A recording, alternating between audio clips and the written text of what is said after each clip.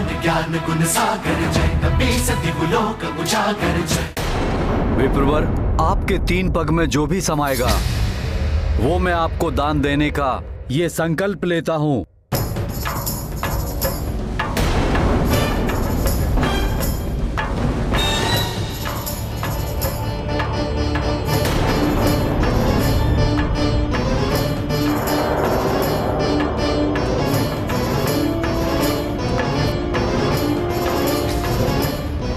क्षमा करें विप्रवर, कमंडल से जल बाहर नहीं आ रहा है। मैं अभी ठीक करता हूं।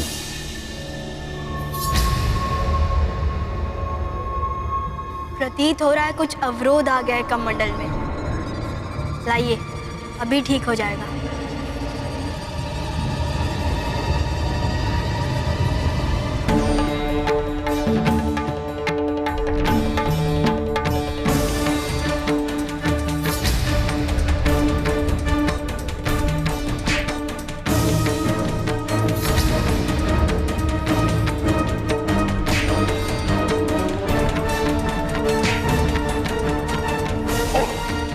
ये तीन भी शूल है मेरे इस लघु रूप के लिए।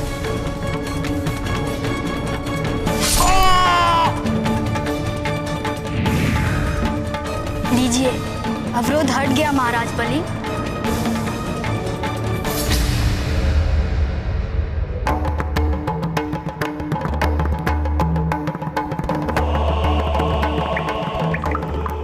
मैं दैत्यराज बलि ये संकल्प लेता हूँ कि आपके 3 पग में जो भी जितना भी समाएगा वो सब आपको प्रदान करूंगा, प्रदान करूंगा, प्रदान करूंगा।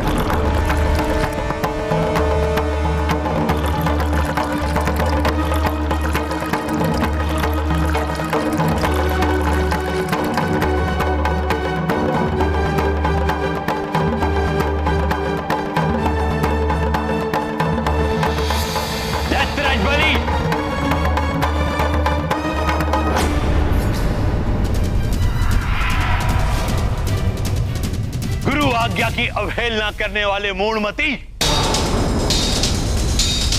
तुम्हारे इस दान को रोकने के प्रयास में मुझे अपना एक नेत्र गंवाना पड़ा। मैं दैत्य गुरु शुक्राचार्य तुम्हें श्राप देता हूं कि असुरों को सदैव देवताओं से पराजित होना पड़ेगा और तुम्हें भी गंवाना पड़ेगा तीनों लोगों को वैभव। संसार के स्वामित्व का ऐश्वर्य छीन जाएगा तुमसे।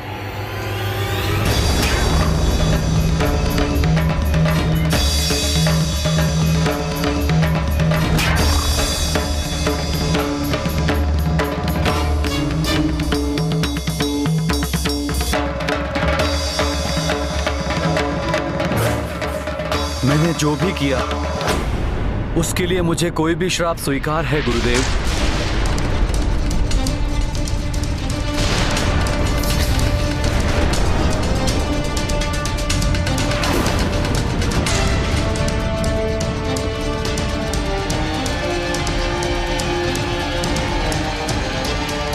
इन्हें सब देकर भी जो मुझे मिलेगा वो अनमोल है। अब मुझे कुछ भी गवाना पड़े मुझे कोई दुख नहीं।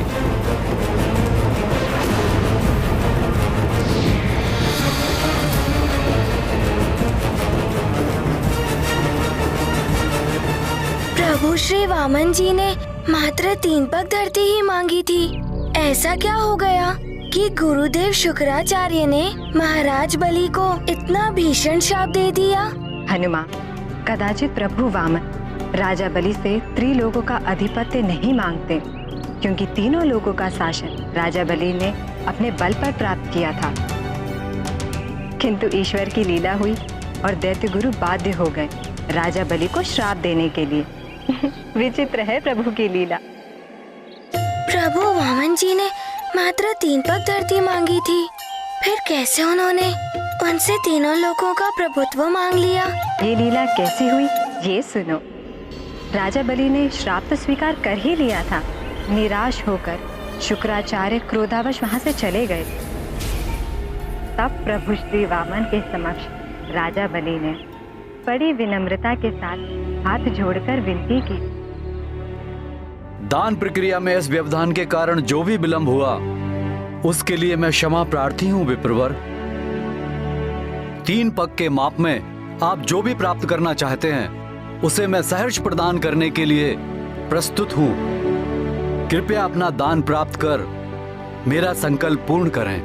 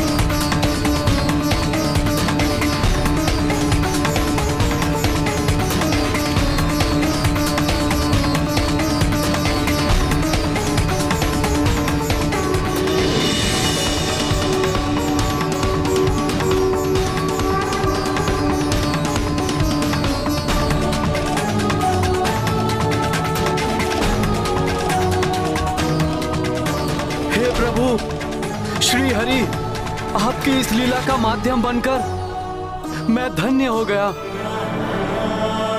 मेरा सब कुछ अर्पण है आपके इन पावन चरणों में।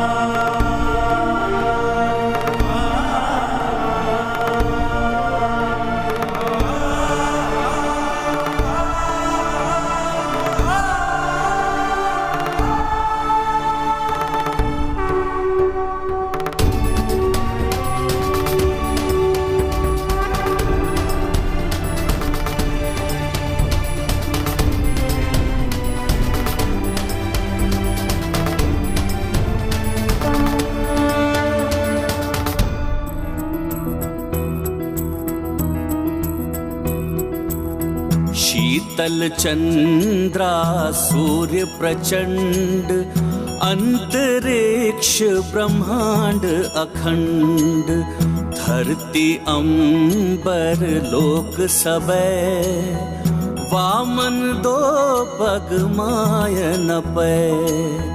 दृश्य हरि ये दर्शाए, दैत्यराज बलि हर्षाए। हरि की लीला हरि जाने, तीजा पग हरि के पैधरे।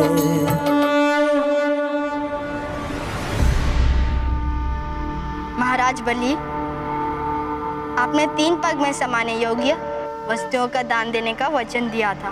प्रथम पग में तो धरती का माप हो गया, द्वितीय पग में स्वर्ग एवं समस्त लोक सहित संपूर्ण ब्रह्मांड का माप हो चुका है।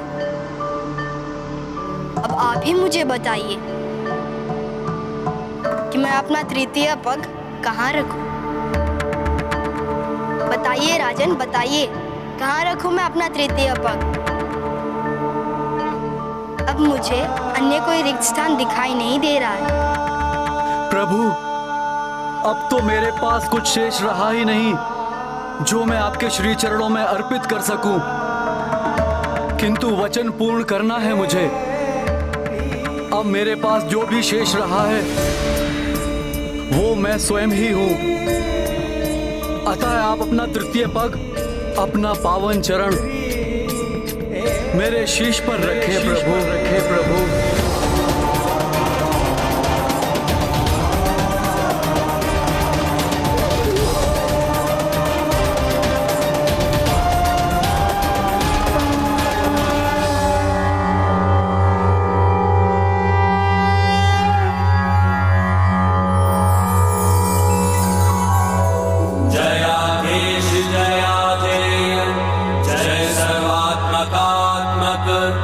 जय जन्म जरा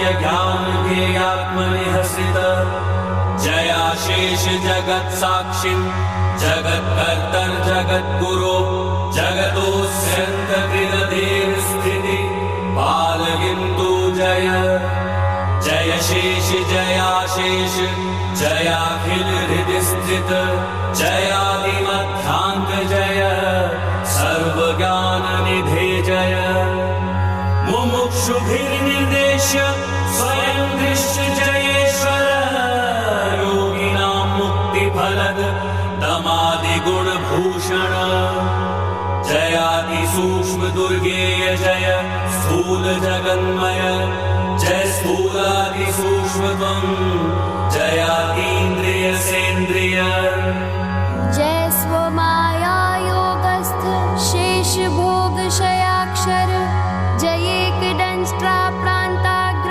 समुद्र तव सुंदर नृकेसरिन् जयाराति वक्षः स्थल विदारण सांप्रतं जय विश्वात्मन् जय वामन केशव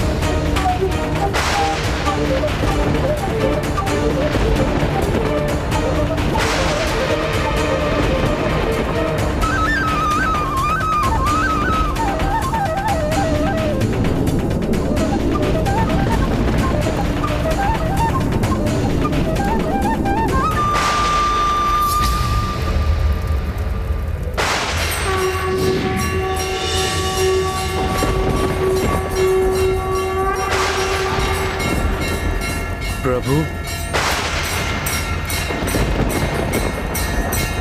चक्रवर्ती सम्राट बली, आपकी उदारता, आपकी दानवीरता के कारण आपकी कीर्ति युग युगांतर तक स्थित रहेगी। मेरा आशीर्वाद है आपको। अब से कल्पांत तक आप पाताल स्थित सुतल लोक के राजा रहेंगे। समस्त ऐश्वर्य एवं वैभव सदैव आपके राज्य में अक्षुण्ण बने रहे।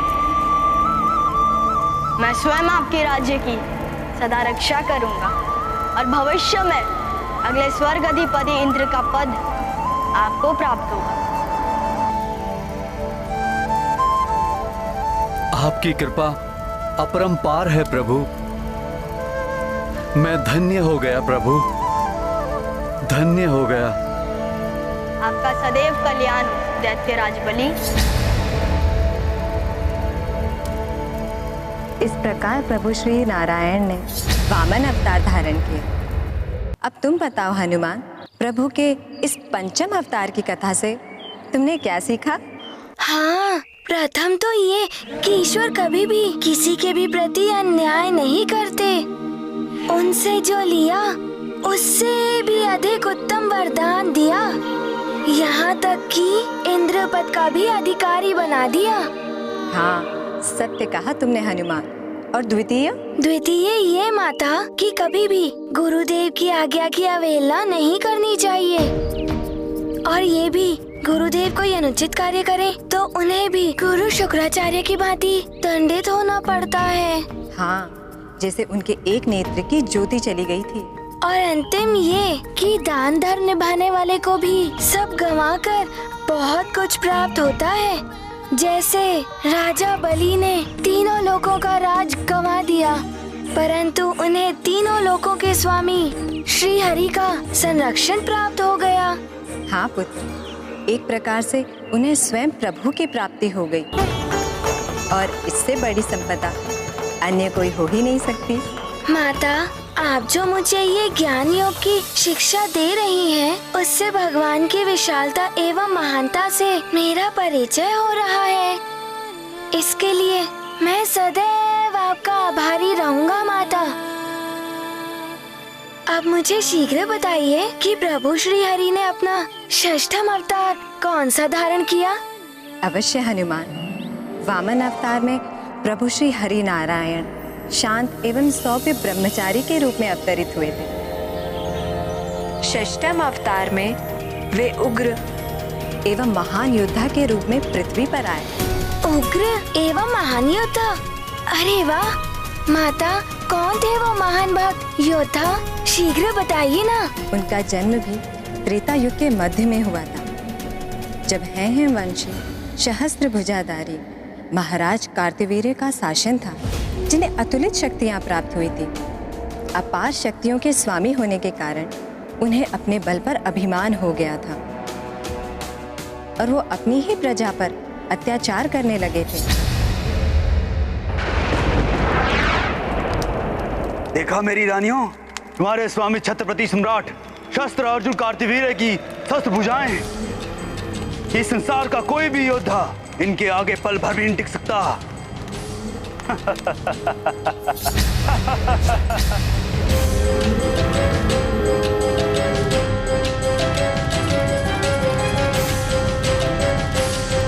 प्रणाम महाराज। प्रणाम महारानियों।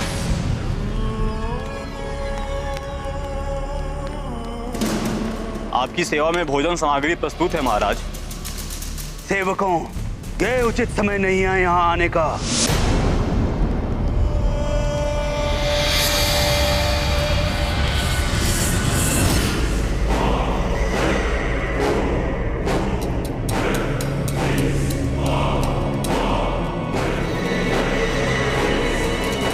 मेरे निजी क्षणों में हस्तक्षेप करने का दंड तुम्हें अवश्य मिलेगा और तुम सबको मिलेगा।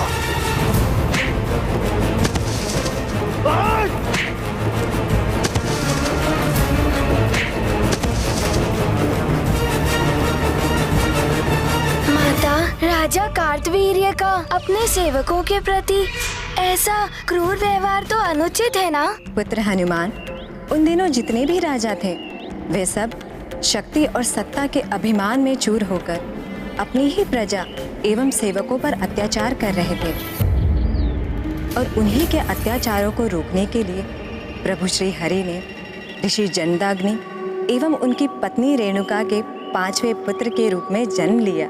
एक ऋषि पुत्र होकर वे एक महान योद्धा कैसे बने माता? और उनको युद्ध कला में किसने निपुण किया? स्वयं प्रभु महादेव ने।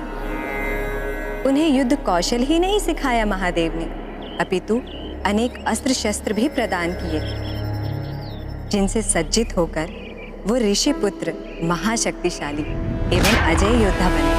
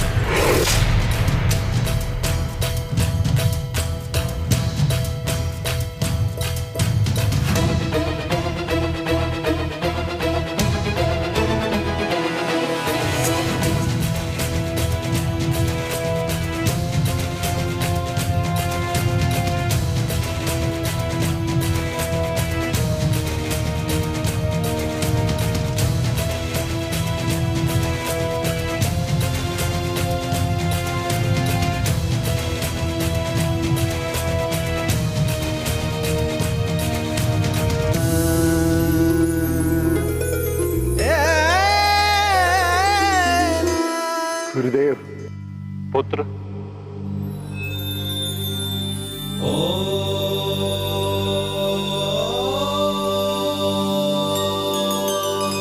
तुमने युद्ध कौशल में अपनी दक्षता का प्रमाण दे दिया है। तुम्हारे कुशल हाथों में आते ही समस्त अस्त्र शस्त्र अपनी पूर्ण क्षमता के साथ अपने लक्ष्य पर वार करते हुए तुम्हारी इच्छा अनुसार संचालित होते हैं।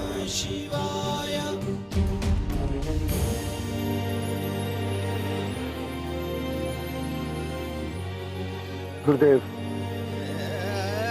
ये मेरी दक्षता नहीं, आपके प्रशिक्षण और आशीर्वाद का फल है। तुम्हारी नम्रता प्रशंसनीय है पुत्र।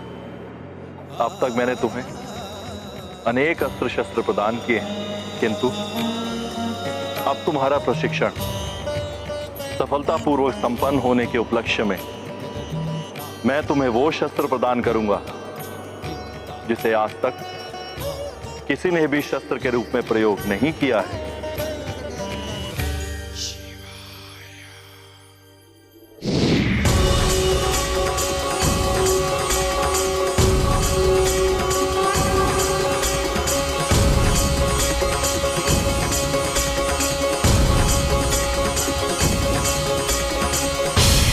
ये परशु तुम्हारी पहचान बनेगा।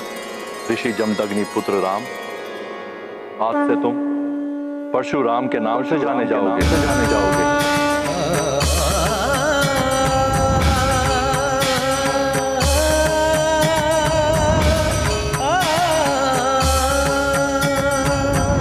ईश्वर की प्रत्येक लीला में सृष्टि का कल्याण छिपा होता है।